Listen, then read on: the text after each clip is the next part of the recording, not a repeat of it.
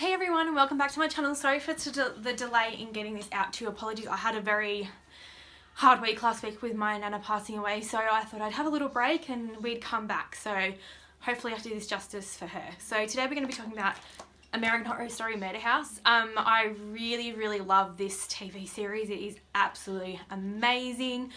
I love that every season's different and not the same, but you bring back the same actors to play different characters. I think that is what is the best part about it. So let's get started. So I was obsessed with this one as soon as it came out. I watched it as soon as I could. I just watched every episode, one after the other, when I officially bought it on DVD again, just to make sure I hadn't missed anything the first time.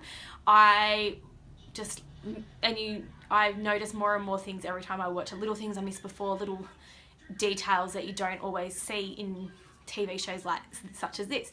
So a little overview of the series in general. So it starts with, it's all based around the Harmon family, Violet, Vivian and Ben. So they're moving from Boston to California because they want to start anew with, they'd had lost their son at 6 months, and then Ben decided the right thing to do was go and cheat on Vivian. So they decided to pick up and move away from that and move to California.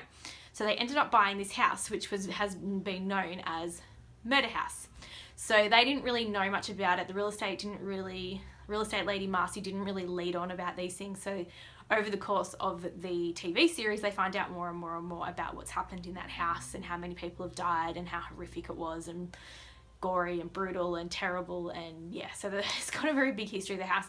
The most important thing to remember with this particular series is that you can relate to it in a sense that when people, in my head sometimes, especially with my nana passing away, I would like to think she's definitely still here with me all the time, just hopefully doesn't pop up like they do in Murder House and scare me. And then yeah, so that's sort of what I take from it. So let's get a little bit more into it. So I'm going to start with Violet. Violet is actually one of my favourite characters in this. I find her acting skills really amazing for someone quite young. She really embraces the teenage, mopey, depressed character who essentially wasn't happy with the move, isn't happy with anything. She gets annoyed as the series goes on when her parents want to sell the house because of everything that's happening in there, because she's actually found where she belongs. So, and she, in her eyes, belongs with Tate. So Tate Langdon is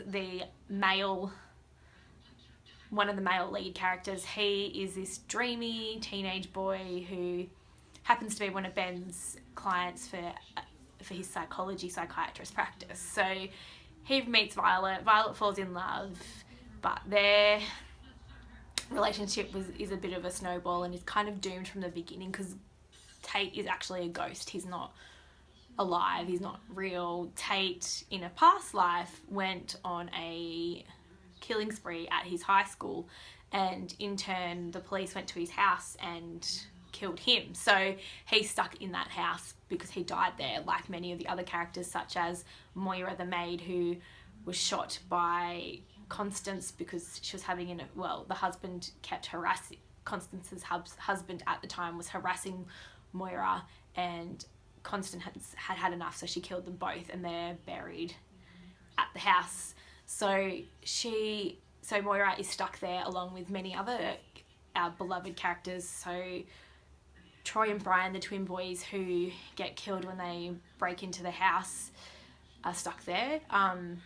Unfortunately, one of the really beloved characters, Adelaide. So Adelaide starts off with, she tries to warn people not to go in the house and nobody listens to her, and eventually, unfortunately, Addie, as she's known, passes away. She's hit by a car while trying to catch up with some of the girls who are going trick-or-treating, and Constance doesn't make it to the lawn on time with her body for it to stay with the house so she can see her again.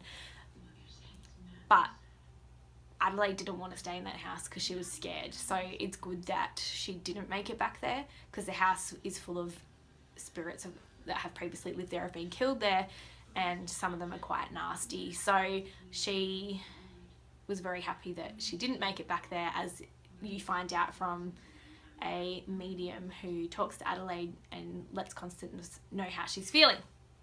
Sorry, I digress. I really like this TV show. So the house is on a tour of famous murders just to top everything else off. So it makes it even harder for the Harmons because they didn't realise how bad it was until they started taking the tour and hearing things and hearing things about this house. So this is pretty quick, and I know there's a lot more to this than I'm talking about, but I didn't want to go too much into it just in case you haven't seen it. Vivian actually ends up pregnant with twins in the house, but they've got two different fathers. So one father is Ben and one father is Tate. So Tate had sex with Vivian to give one of the ghosts a baby who lost her baby. So it becomes this whole big thing. So just get on it, watch it, love it as much as I did. I didn't want to get too much into it because I knew that they're doing the announcements about the new season as well. So I will probably do a bigger overview of this once that has been announced and fully in, because I want to sort of tie them together and what I feel ties them all together. But I really love Ryan and Brad and how good they are at just making something so well put together and scary and funny and weird and crazy all rolled into one. They've got beautiful actors playing these characters. You know, it's just, we can relate to at least one character in the show because there's so many of them. But please, this is just a little snippet of one. Sorry, I'm still pretty exhausted at the moment and emotional, so try not to go too hard, but in the next few weeks I'll make sure, and I promise you that you'll have a more extensive, more refined video. So I just want to say thank you so much for your patience, and I'm really sorry again, and I love you all very much. Please subscribe, please like, please comment.